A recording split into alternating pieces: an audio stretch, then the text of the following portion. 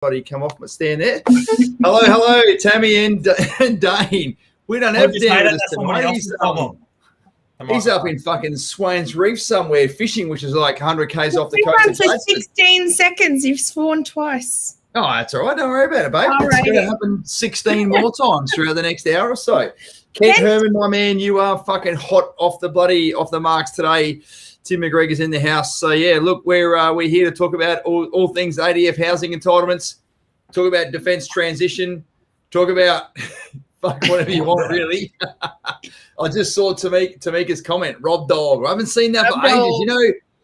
Did you know that, Tamika, the Navy diver now calls me Rob Dog, D-A-W-G. That's the only thing he refers me as, thanks to you. I'm like, bro, my name's actually fucking Robbie. But he's like, no, mate, it's Rob Dog. Rob Dog. So thanks for that. Hope you're doing all right, Tamika, by the way. I know lots of changes happening in your world. Beck Hinton's in the house. Benny Hinton's in the house. Well, you guys are probably like me and Tam. You're probably separated by one wall, but you're in the same household listening to the same bloody the same stream here.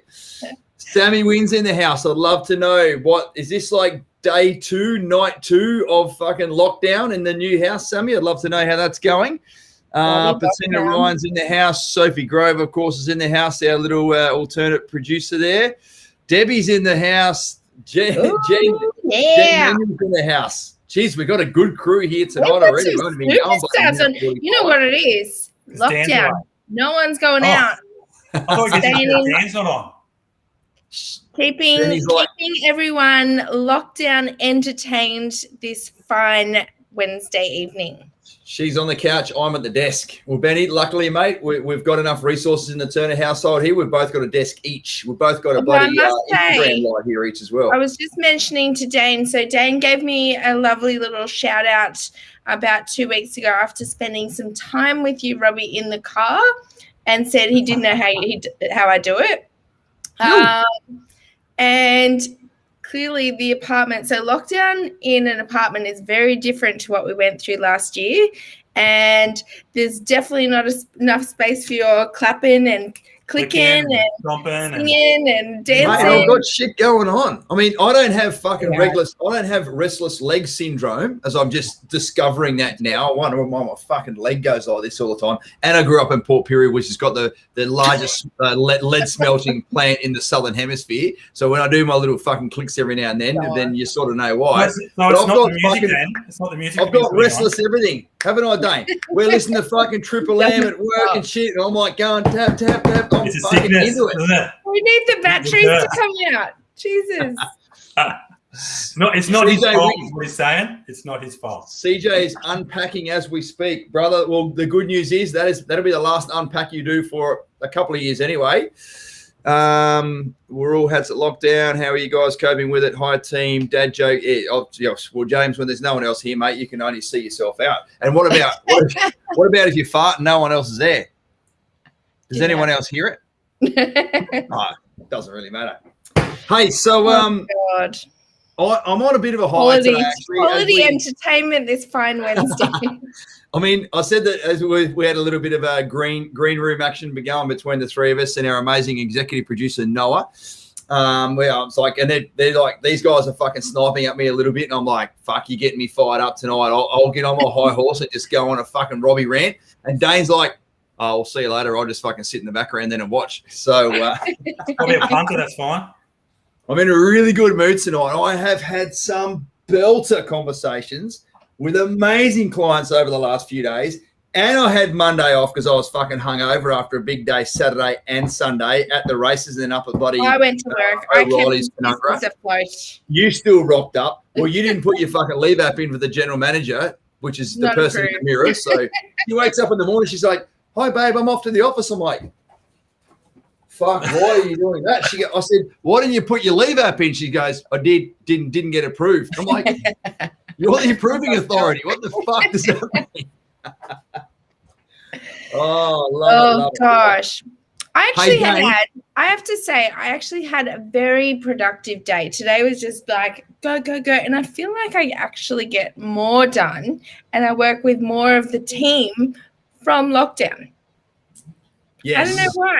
I'm on like a bunch of different Zooms back to back and getting stuff done. But yeah, I'm like, this feels more productive than at home, than at work. Do you think it's going to last over 3 days, Tammy? Yes, I do.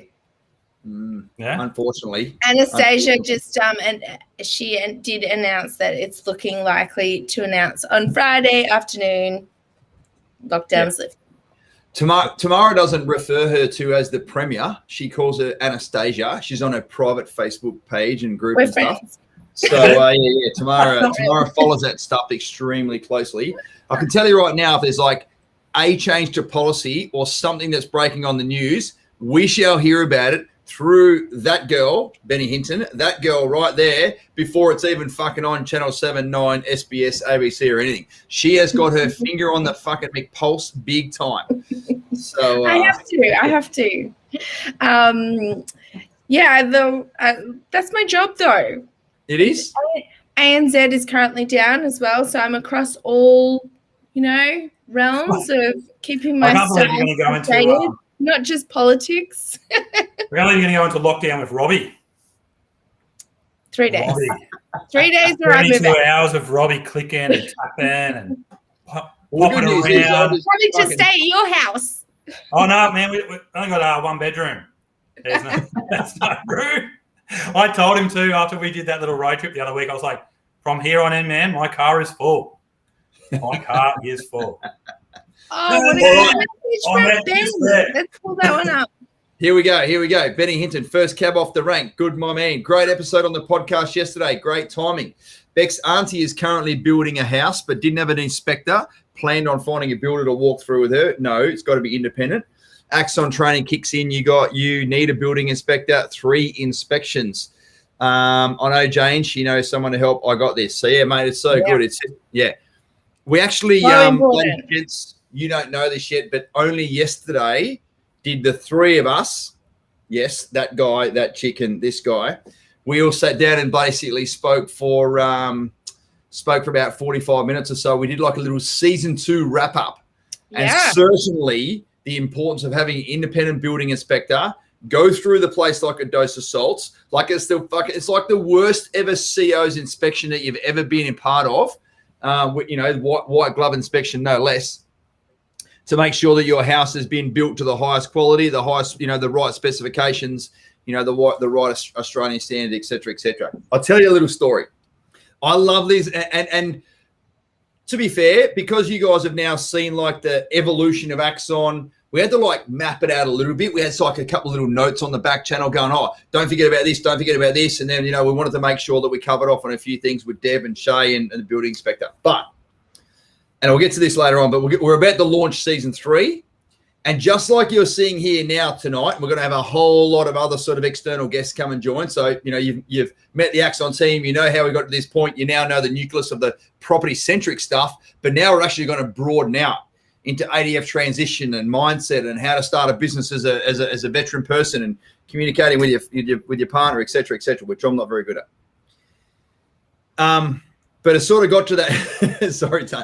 But it sort of got to that point whereby we're going to run that whole session with no script. So that's what we did yesterday. And we sat down and there was just drawing off left, right, and center. And I got to say, Dane, you did a great job of sort of keeping me and Tammy on track, because a little spoiler alert here, ladies and gents, Dane doesn't actually join us for any of season 2.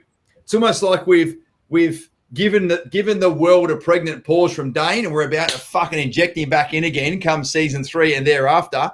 But certainly, mate, you're able to. It's called demoted. I think the nice way. No. Far from it. I've learned over the years that you can't saturate everyone with your personality all the time. You got to sometimes pull back. What are we doing with you then? We're off the next season. Oh, that's gold. Love it. No, but so today the one for the inspectors has come out. That's as you said, great episode. Came out yesterday. Yep. Sorry. Yep. And it was really great to just go back through all of the episodes that we'd filmed and recorded this season, We had so many awesome guests, as well as I know a few of you caught up on Sabi's story with Dave and Jane, one of the first ones as well. So, it was good to look back, and I really loved this season.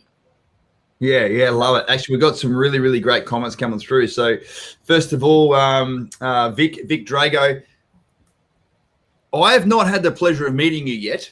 I remember coming across you. Do you remember this, Dane? Probably 6 or 8 weeks ago. Random comment came up. Long-time listener, first time question sort of person.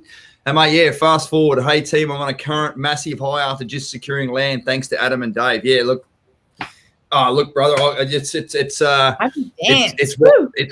what we do. You know what I mean? It's it's something that I'm really, really proud of, and I'm so happy that you've now, as a sort of all of us are in the same shoes, right? We provide a service to you guys, but we're still living our lives, and we get service from other people. So in our own lives, we're like, you get to know someone, you get to like them, you eventually get to trust them, and then you're going to do business with them or buy something from them. So if you've now gone on that journey and you've now got to know, like, and trust us a little bit more, the fact you want to reach out and be part of our team, then that's bloody amazing as well.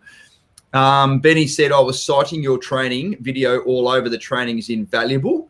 So, I guess it's one of those things. It's just, at the end of the day, you don't know what you don't know. But when you do know something, it's fucking staring you in the face. You're like, hey, don't forget about this. Don't forget about this. I've coached heaps of clients over the years where they're like drawing off about different property strategies. Someone pulls them aside. They're like, hey, how do you know all this shit? Like, where did you learn all this, like the lingo and the language and the terminology that you're using that you guys are all now really, really familiar with? It's it really does sort of become part of your being there. And then CJ Wynn saying the tape marks on our home left by the inspector could only be described as psychotically anal. That means like that's code for that's code for the level of scrutiny was very high.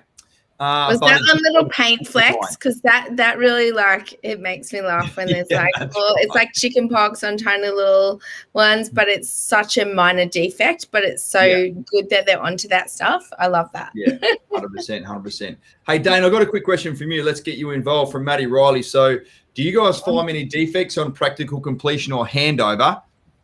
And I'm sure Dane will explain the differences between those two because they are not the same. You have given them the little arrow there inferring they're the same, but they're not. Or are these generally minimized through being on top of it during the construction process? I know that Jane has given an amazing outline of what goes on during the podcast of how to build a house. I think, Tammy, maybe 2 weeks ago when you and I, 3 weeks ago when you and I were down in Sydney. Yes, Sammy Wynn, we didn't catch that flight. We were the day earlier, so I'm not in fucking lockdown. Jane was on here talking about the build process, but Dane, I'd love for you to explain an answer to Matty's question, please. So probably the sort of the first one there is practical completion and handover, two different things. Handover is the day of where the keys are literally getting handed over. Everything is done, everything is complete, good to go.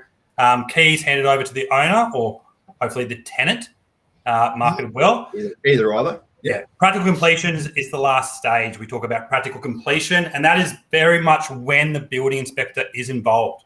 So, for example, when we talk about defects, if you have 30 or 40 defects, it's nothing to be alarmed about. The thing is, you want a diligent building inspector. Mm-hmm. I reckon if one came back blank, I'd be a bit like, because in the end, the builders are human. They are, and when you do get one back that has a few, that to me that's good. Like CJ Wynn just said. The inspector could be only described as psychotically anal, but that's the sort of that's what you want picked up on that. So when that comes through, mate, I don't see that as being a I'm not going to go, the house is falling down. For me, that's good. I want to see the defects, so I want to make sure it is all A-OK.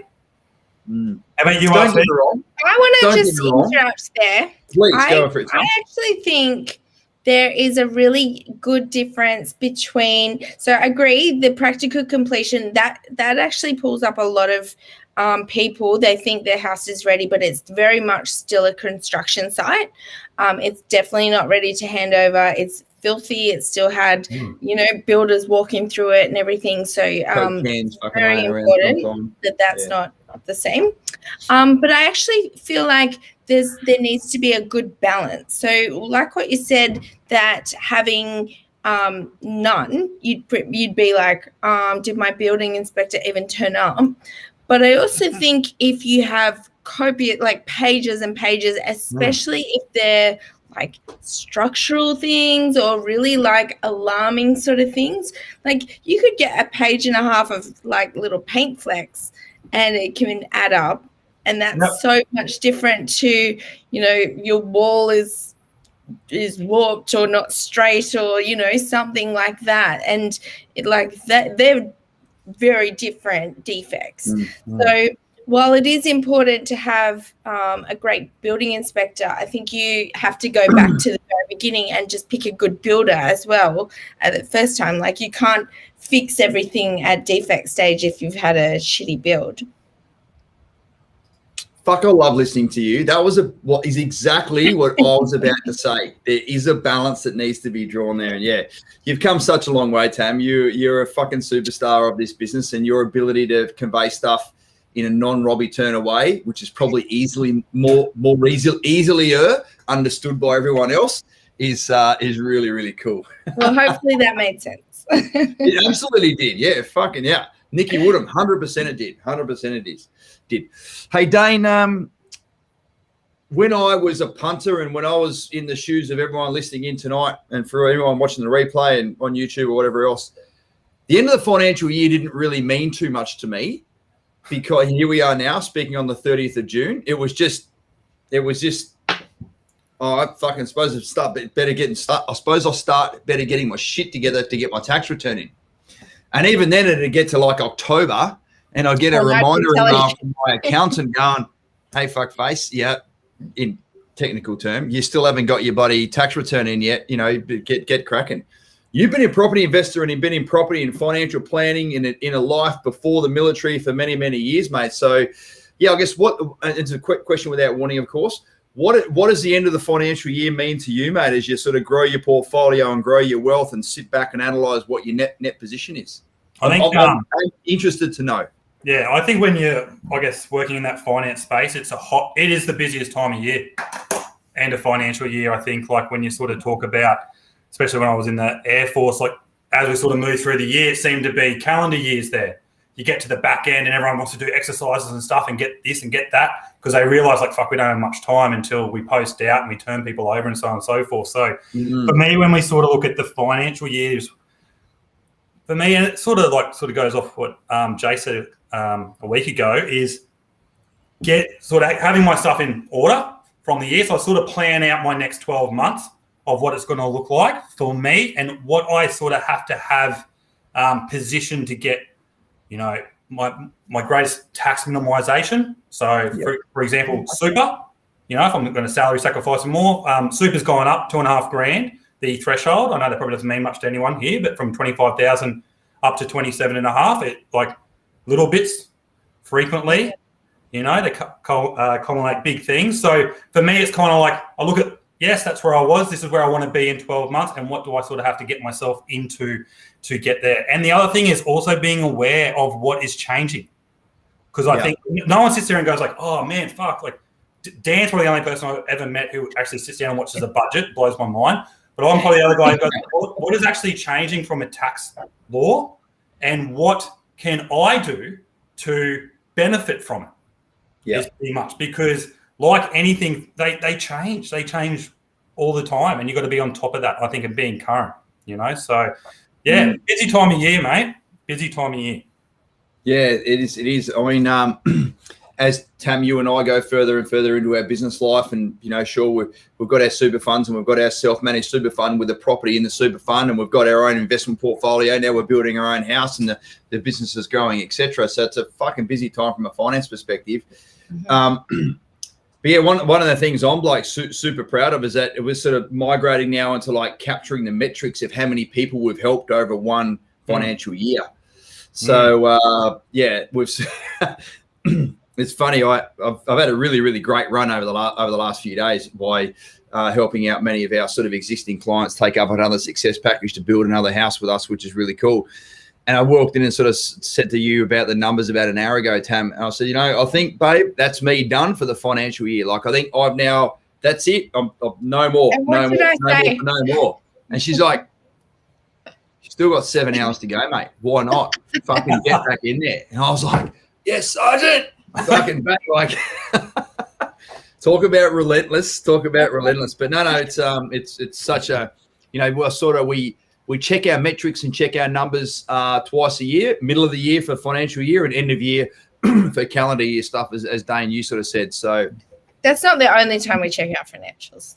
No. I'm talking the main metrics from a bottom line perspective. So it's really, really great to know that we're continuing to learn and continuing to grow and continuing to help so many more people. Like, it's almost like we're able to help out more people in one quarter than what we were able to do in one whole year a couple of years ago, which is fucking phenomenal. And thank God, that's because we got fucking 5 times as many people working with us as well. So you guys have restructured everything though around the financial year, right? I remember that at the start of the year. This is how this will be our first year. So we decided at the end of December that once we got to today, that tomorrow we'll be starting fresh. New year will be new outlook. So that we can so our calendar year wasn't really matching up with our financials and with our wonderful Jace Cosgrove. Nightmare for him. So it's almost like tonight's a little bit of New Year's Eve because we wake up tomorrow morning and there's a big fucking massive black line which is then drawn under. Everything that's occurred above the line is now done and dusted. So we count and celebrate. Should we like wish Jace happy financial year? Yeah, probably. I don't take any holidays. I know that around then. Probably. Hey, just quickly wrapping back around. So yeah, Dane, I was sort of interested in your thoughts there, mate. So Julia said, having purchased pre-existing and relied upon one building report, I'd get 2 or 3 next time, plus have plumbing and electrical checked because we had all those areas not mentioned in costing us a fortune post-settlement. You know what? Spoiler alert, Dane talks about this in our season 2 wrap-up of the podcast, which you guys will get next week. Julia, having done exactly what happened there, is it cost him, just shy of probably 20 grand as well. So, not nice. Very expensive. And you think about that after-tax income as well that you have to put forward. That thing probably cost me 30. Yeah, that's right. I feel you. I saw that come up, Julia, and I was thinking, "Fuck, me too." Yeah, that's why I didn't want to let it slide past. I did not want to let it slide past. Indeed, I'm with you every step of the way. Mate, tell us, Dane, and certainly you can see Benny Hinton's there is talking about, you don't want to pay the government you lot, as Kerry Packer said, famous speech. Why would I want to pay you lot more than I have to? You don't spend it that well, I should give you any more. Back in the day. But yeah, certainly, ladies and gents, if you're into the tax side of the house and the financial planning sort of stuff of the house, then go back and watch exactly same time, same bat channel, H-7 days. We're on here talking to Jace Cosgrove. We're all on our YouTube channel too. Yeah, you did sort of confirm. And I know our Facebook sort of we do post a fair bit on there, so it gets a little bit lost, but YouTube's a little bit easier to find us. Yeah, 100%. Good stuff. And then Benny Hinton's talking about, do tax agents like the start of the financial year they get smashed? Oh, look, it's one of those things, mate. Jace is busy all year round because doing everyone's individual tax returns is not all that he does. He's much more. He's a financial planner as well. And complete as far as that goes. But certainly, mate, like, I don't know, my little sister runs a wonderful little beautician store in a country town in SA. And in the winter, it's pretty fucking slow because there's no tourists around. But come October through to January, she's getting smashed. But you know what? That's why she exists, mate. She's happy to take on the new business. She's happy to have, busy times and sort of lower times. So I guess it's just one of those things. But yeah, of course, mate. New financial year, a lot of people want to get their tax returns done. But if I was to be so cheeky as to group many other people in my shoes when I was in a punter as opposed to a professional now in the industry, I didn't fucking do my tax until a couple of months later. Like, I'm like, whatever, I'll get around to that later. So, because it's obviously, it's certainly for Townsville and Darwin, it's exercise time right now because it's the dry season. So everyone's out there bloody playing around high range at Mount Bundy and doing their, Shoalwater Bay or whatever else, doing their stuff. So a lot of people, not even, back behind their sort of computers, able to do a bit of admin at log. What else? Ben Hinton's Rebecca Hinton, Dirty 30 tomorrow, by the way. Woo, happy birthday. We've been doing this for well over a year, and I cannot remember giving someone a shout out for their birthday tomorrow, except maybe our internal team. So happy birthday, Beck. Thank you for all your support this week too. Happy birthday. Are we happy to give that little activity you did down in Canberra a quick little plug? And that's happened the last 7 days, hasn't it? Yeah. Well, last Wednesday. So last Wednesday, I actually went down to Canberra and I spent some time with Beck and Ben. And we were interviewed by the Canberra Times just about Beck has a bit of a big story about just being a veteran spouse while her partner was deployed. And they actually lost a child during that time. So that was a really tough time for her. And just talking about the way that we're trying to create a real connection with other defence spouses on here. So not only talking to ADF members who often are the ones getting all the information, but we really want to try and focus on the ADF families as well and making sure they're getting the information about ADF housing entitlements and just as well, just connecting you guys. It's been really great to see how well everyone connects when we do these meetups. So we recently had a meetup down in Canberra and Beck just said it feels like they're my family down there, people that you haven't met, but then they're on this weekly Q&A and they're like, hi guys, chatting to each other. So it was a beautiful time to be able to spend with Beck and Ben and a great article. Nice. Well done, Tammy. Great stuff for you as well to basically cancel everything else in your calendar for that 48-hour period. And you rang me, I think, I can't remember the exact time of day because my fucking day just blends into each other. He's like, hey, I'm going to Canberra. I'm leaving at this time. I'm going to do this, this, and this. I'm like, go for it, babe. Go do your thing. Yeah. 100%. Lovely.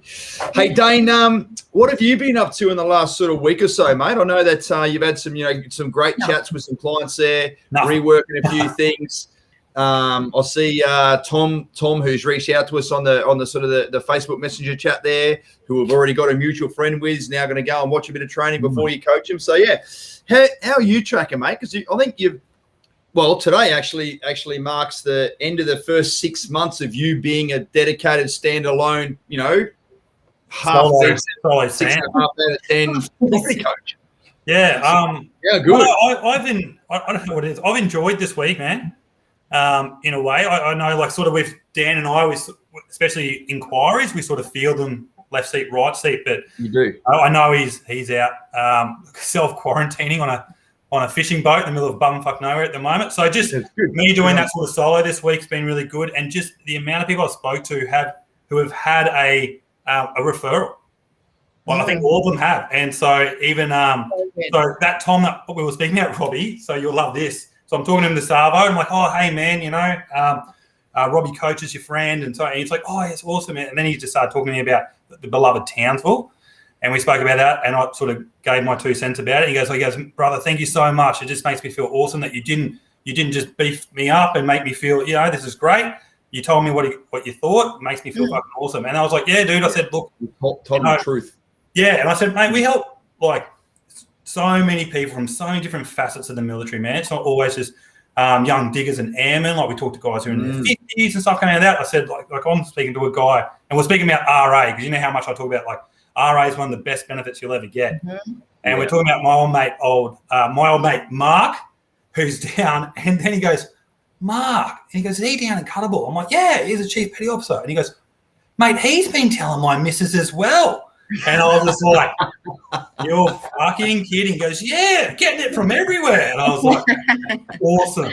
I said, well. The Axon punching bag coming from all angles. Yeah, good way. And I actually coach Mark. Yeah. So he's gone through selected property and Happy Day. So just having that, and it's just like talking to an old friend. I guess is like the thing when you start talking to people, and they sort of instantly, you have someone who you have in common. You can talk about them, and he's like, "Oh, I've watched this, I've seen that," and we didn't do anything. I said, "Man, it's fine. Don't think about the past. It's about what the decision you make now on this call is what matters." Because I can think about a million fucking things I'd changed in the past. I can tell you. I just it's everyone. We can't see you. You can see us. Put your fucking hands up right now. Should be 29 people putting their hands up right this second. Yep. No, it's just great, mate. So I had that. I've had one with another client that I'm coaching. So he's reached out to me as well. And just the other thing, man, like I'm a bit lost, man. I just don't. I know I want to do something, but I don't know what the fuck where to start. I'm like, that's fine. Yeah. It's fine. I think a bit of humility too, when people sort of talk about it and they just say like, because I'm a bit. I guess bit of pride. So like with that story that I sort of talked about in the podcast, it cost me a bit of money. I didn't tell Dan that for 6 months. And then I ended up telling someone on a disco session. And afterwards he called me, she never fucking told me that. I'm like, why would I tell you that? It's like a badge of honor. Why would I show my weaknesses? Yeah, you want to see my shame? I wanted to become friends with you and then show you my shame. But just having people who are just happy to go like, man, I know I've got to do something. Like I've got my wife, my kids, but I'm a bit lost. I just need that sort of that push and that direction. So we've each one had a referral. Hey man, I was at work. So and so said, hey, they're with you guys. Give us a call and we'll go from there and stuff like that. So it's really, really good, man. So I've been running on a high all week, actually. So Dan's my lucky charm when he goes fishing. Having that's the first time I've heard that story, by the way. Like I genuinely like, how's your week been? And because you're on your own calls, I'm not there with you. Certainly you and I bounce ideas of each other to make sure that some of the sort of key concepts and curveballs that we get provided every now and then are being received properly, or dot ball back to the bowler, or whatever it's going to be. But yeah, it's good to hear that the word is out on the street, and the sort of the Axon community are looking after each other by providing them a bit of a tap on the shoulder to go, hey, listen, you don't need to do this by yourself. There's some buffheads and buffedettes over at Axon that you can basically reach out to, and they can give you a bit of a hand. Lukey Millwood's in the house. Fucking hell, I think we just had some royalty come and join us. So hey guys, just landed back in Dili. Sorry, I've missed this already. How do you guys rate getting your tax offset each month, or wait until the 12 months to chuck it off the principal and interest? So what's about PAYG? Say again, Tam. Is this him talking about the PAYG variation?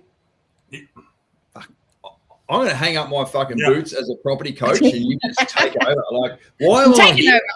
I don't need to go sit in his seat. Mate, it is. Or Tam, do you want Noah, can you please leave the question back up there as Tam's going to... No, I don't know the answer. When he said tax offset each month, I was like, hang on, is this what he's talking about? Yeah, 100%. So, ladies and gents, let me explain this in like layman's terms as much as I possibly can. When you buy an investment, so when you're living in your own home, the tax laws in Australia say the interest on the loan, any maintenance that you have, the rates that you need to pay, insurances, etc., none of that is deductible against your income, your pay-as-you-go income that you're with as an employer. We withhold the tax as they go, so the employee pays tax as they go every month, week, or fortnight, whatever there is. And so they don't have to have a big tax bill come the end of the year. That's why living in your own home provides no tax breaks to you, therefore no wealth creation breaks to you whatsoever, because it doesn't provide you an income. You've got to fork it all out after tax. When you buy an investment property, however, the interest on the loan, any body corporate you might have, the rates, the insurance, the maintenance, the property management fees, the water access, fucking everything is fully tax deductible against your own income. Now, remember, I'm not providing tax advice here. This is just generic information about shit that I know from doing this for 20 odd years almost. So therefore, if you buy a brand new, so they're all called cash deductions. That is, money needs to leave your bank account, as Jace Cosgrove went through last week.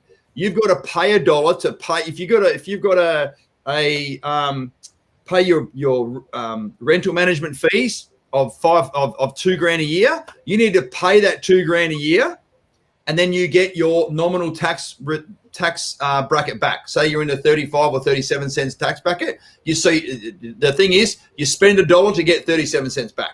Now that's not smart fucking money in anyone's language, right? However, if you got to spend $1 and you get 37 cents back anyway, it's better than nothing. So that's cash deductions. Money leaves your bank account for you to get it back.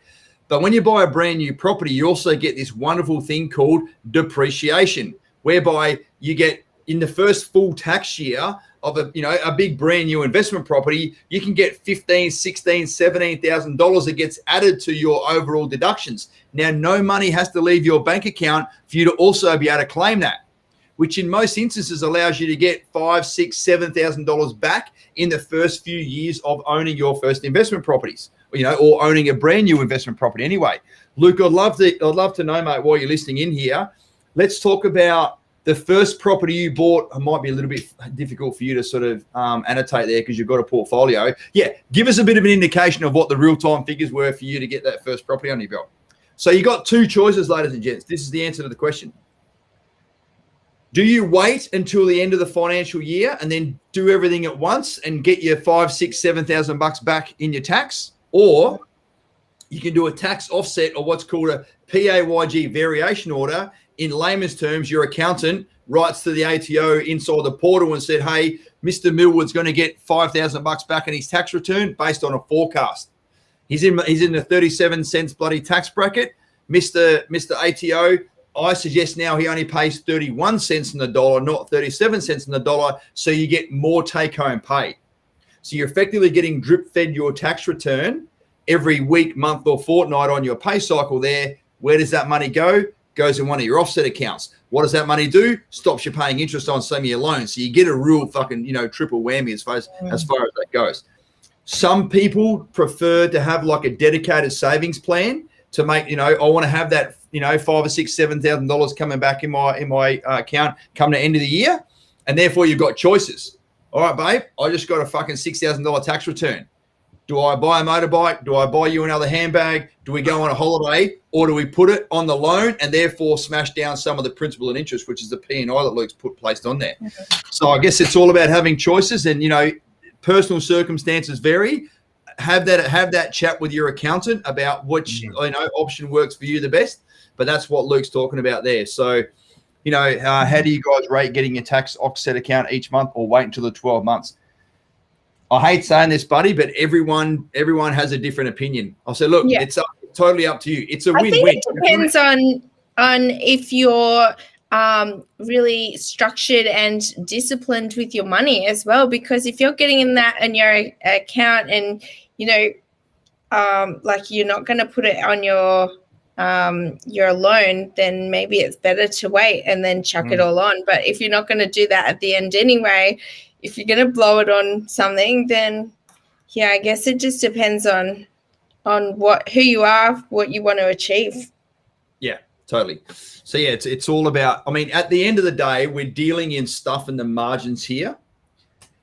Capital growth and sustained and long-term capital growth is the only thing that's going to make your portfolio buoyant enough in your elder years to allow you to have choices to live an awesome retirement or one that's not so awesome from a financial perspective.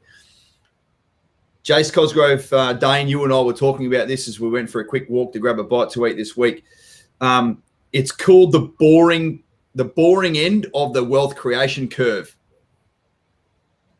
So, you know what I mean? And the boring end of the wealth creation curve, like the wealth creation curve, fucking, you can't see my hands right. The wealth creation curve gets much bigger. I feel like fucking Jaws. It's small at the start, but then it divergence. It goes much, much bigger towards the back end. when you're in our age, like, Axon's been going for 4 years, and, hey, Sammy Spooner, and you bought a property here and you bought a property there. And like I said, we've got clients buying their third and fourth property with us, which is amazing. They're like, when's this actually going to really start providing a return to me? It's almost hard to envisage what the next 20 years looks like. But the fact, if you don't get it right in the first instance, and rent and tax are simply holding strategies. If you don't have the right structure and tax offsets and like putting money in the right account, as Tammy just mentioned, you may be forced to sell the goose the goose that lays the golden eggs. Geese lay eggs as well. So I guess it really does come down to what your overall cash flow looks like and what it is you're trying to achieve. So there you go. That's my little rant there. Dane, from your accountancy and financial planning background, mate, you got anything to add? I'd love to hear it. Like you said, it's always going to be dependent on the individual, and the biggest thing is holding costs. If you want to alleviate and be able to expand a bit more cash in that meantime to assist with holding costs, or you can wait to the end, it's much of a muchness. Like you said, in the end, we're chasing that capital growth, right? That is going to be the thing that pushes your portfolio up. Pretty much exactly, man. Same thing. One thing too there, Benny hinted, only get depreciation on new builds, not existing property. Mate, so when we talk about fixtures and fittings, we also talk about there's also the building itself. The building write-off, so 40 years, 2.5%, can actually go from a brand new property onto another owner. It's your fixtures and fittings. So if Robbie goes and buys a brand new property, lays on the couch, decides it's fucking too lumpy and sells it to me, even though all those fixtures and fittings still have their depreciable life intact, I cannot claim it at all. That beautiful thing got closed in May 2017. Thank you, Julia. Yeah. They changed two things. So you can still claim the depreciation on the build? On the actual building itself. So if we pick that building up, give it a shake, all the stuff that falls out, it's those fixtures and fitting. But to me, they're the cream, right? They're the ones that you can turn around and you can do diminishing value or prime costs, a lot more flexibility, whereas the building itself just works off prime costs, 2.5%, 40 years, boom, she's done and dusted. 40? Yeah. Yeah, 40. Yeah, so you can't travel to and from your investment properties anymore, and you can't claim the fixtures and fittings as if you buy, even if the house is fucking 6 months old, as Dane said. So they've stopped that double dipping, Benny, if I can use that term. No backups or double dipping allowed when it comes to depreciation.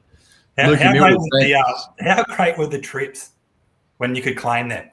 Fuck, that was good. Oh, mate, I wouldn't know about it, but I have heard stories about people owning properties in the exotic locations spending a whole week in exotic locations, going to visit the property for 1 hour and then claiming the whole trip on tax. Would have done that. That's dodgy. That's dodgy. Lukey Millwood said, great answer, team. Thank you. It's always easy to get caught up on the closest crocodile to the boat, rent and tax, and forget the growth over time. Oh, look. At the end of the day, mate, you've got to have that rent and tax to make it viable. Because, if you let that crocodile get too close to the boat, mate, you might fucking lose a hand, have to sell that property, and then that is not good. Mate, what else? Can I have the opportunity to because I haven't spoken too much tonight. Actually, just quickly, where do I go? Luke Hughes, thoughts on NAB moving interest rates up? Luke, I have been back-to-back on calls basically since 13:30 today, mate. That's 1:30 in civvy speak. I know you're not in the military, so apologies, I'm not tracking it. But look, at the end of the day, brother, I don't give too many guarantees in life, but one thing I fucking will give is that rates are going to go up again at some stage. However, the RBA governor, Philip Lowe, has said categorically for many months in a row now, and he's got his next bloody press conference on the first Tuesday of every month, that he doesn't expect any sort of significant rate hike until 2024. So wow. The fact that rates are at fucking 0.1% right now, if they go up by a little bit, you're still fucking way better off than anyone. Like, I love doing a coaching session with someone who I haven't spoken to for 12 months. Like at the end of their build, I'll do a 12-month sort of catch up.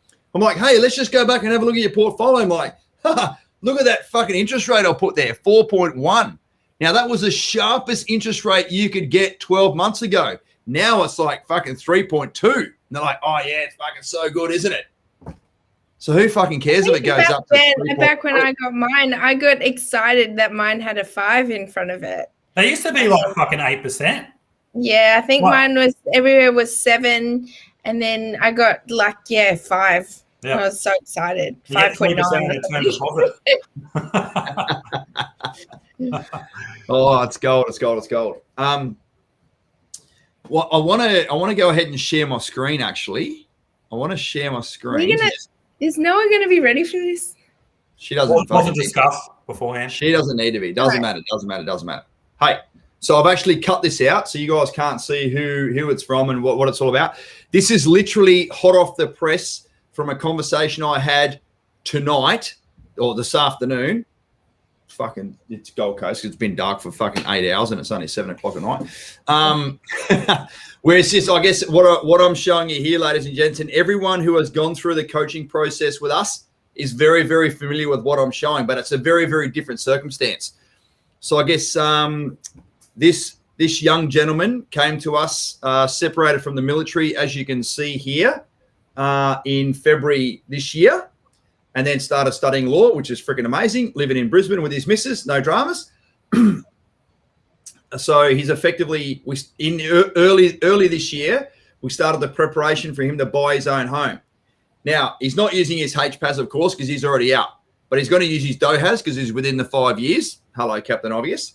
He's going to use, we got his contract signed before the end of March to make sure he gets his 15 grand home builder grant, and he also gets his 15 grand first homeowners grant. He's now just started building that property. He's going to execute the build of that property over the last 6 months of this year. He's going to occupy that property for the minimum time to make sure that he, fulfills the government mandated requirements of living in that property to get those grants. In the meantime, he's already got another investment property underway. He's now done all the preparation phase for that. That doesn't register until late this year. So therefore, he'll execute the build of that property in the first 6 months of next year. In the meantime, we've now already started looking for his next principal place of residence, of which he's going to live for the next 5 to 10 years. Wow. We now need to synchronize the sourcing of that property in a suitable location in the right master plan community with the right builder and everything. So Damo and James have got their sort of work cut out there to make this happen. Challenge accepted from an Axon sort of perspective.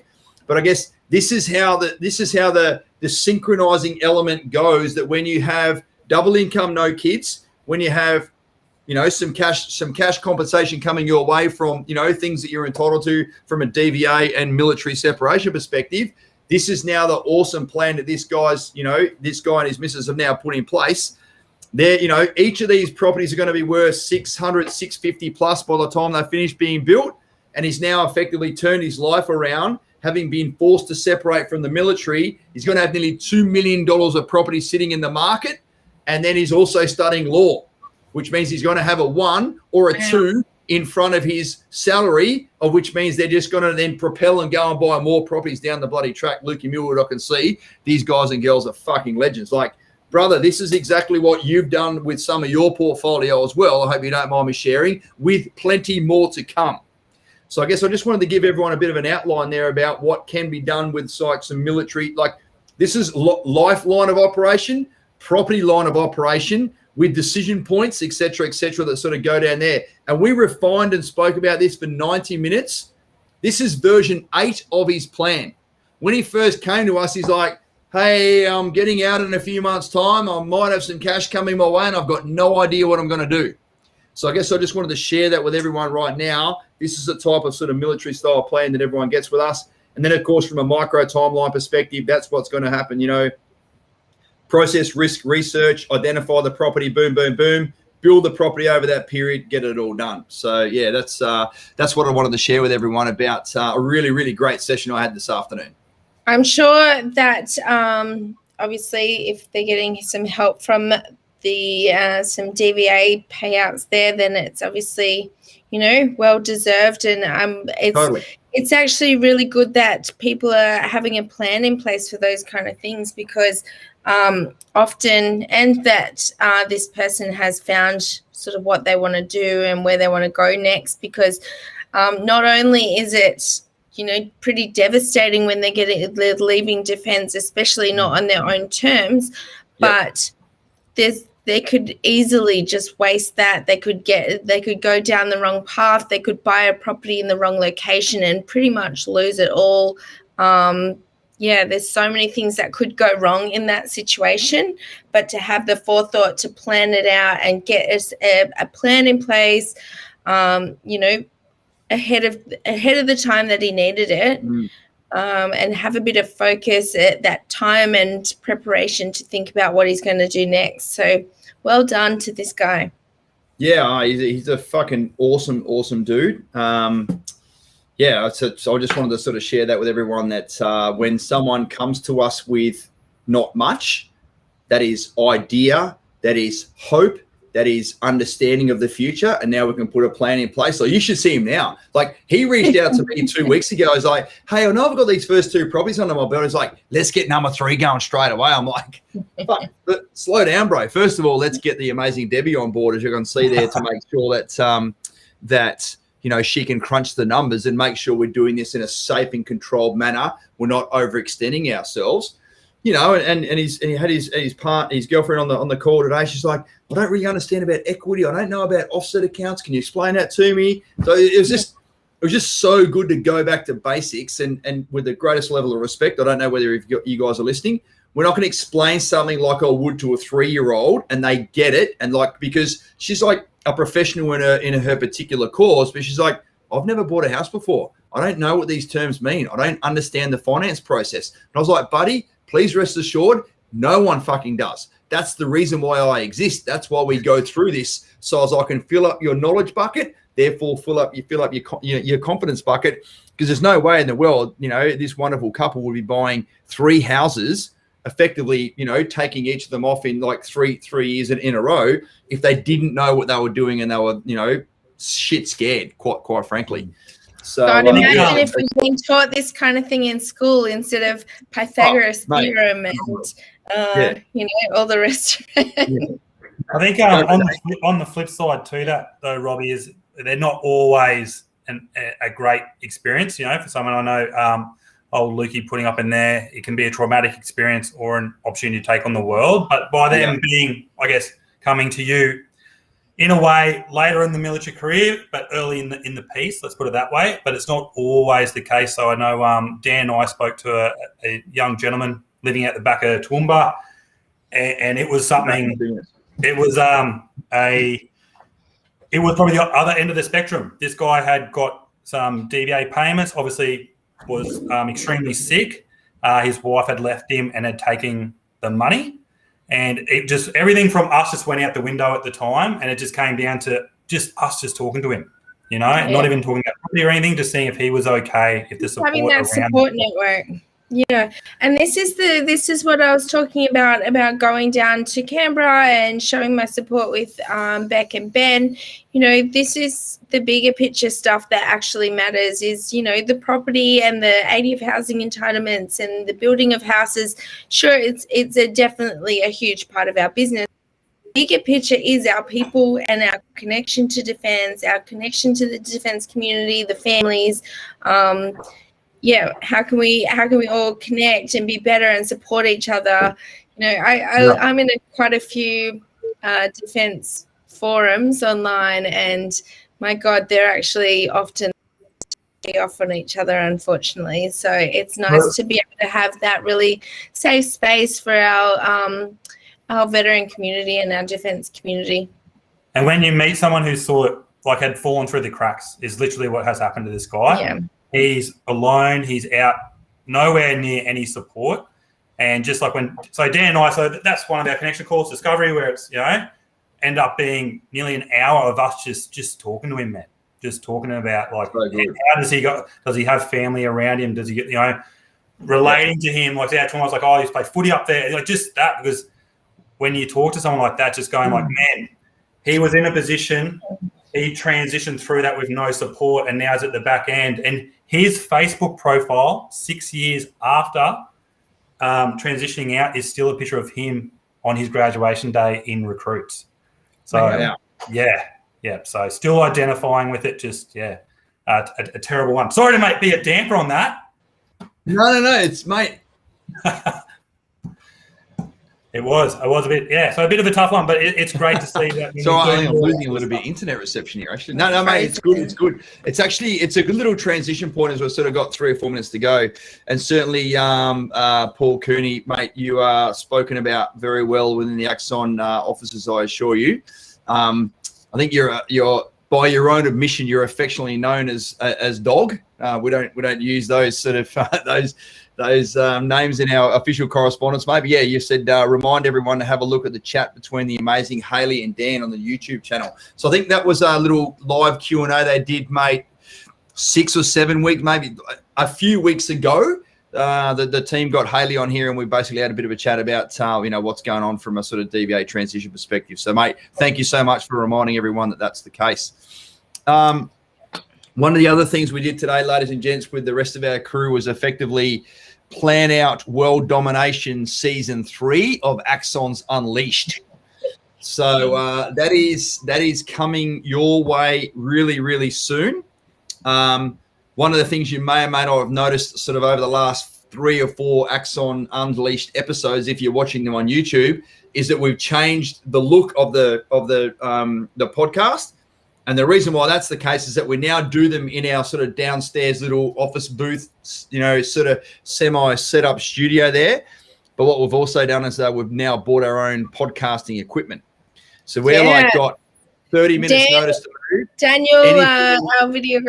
Daniel, our videographer, is absolutely nerding out with all his new gear. He went to Bunnings yesterday and bought a new case for it all to go in, and he's so excited. He actually added a story onto our Axon Facebook page of his equipment, and I was like, really? But it's good though. But it's good. So we've actually got a list of about 20 or so people that we're going to be reaching out to in the next fucking real soon. Actually, I'll probably start it tomorrow.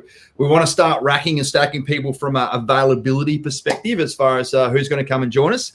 And it's not going to be about property. It's not going to be about your experience with Axon. It's going to be nothing about that. Quite frankly, it's about what have you learned from when you join the military? How did you transition? What would you tell your younger self? Or your defense sort of version self about, hey, you're going to transition next year. You don't know it yet, but these are the things that you need to sort of start to keep your eye on. So yeah, we've got a bunch of awesome people that are going to come and join us on that podcast. Some of you that are listening right now we're going to reach out to, because you've all got some of your own great stories that people should want to hear. You can be anonymous if you like. I lived my last 11 years as a bloody protected identity guy. I know how it all works. It's not about who you are. It's about the message you've got.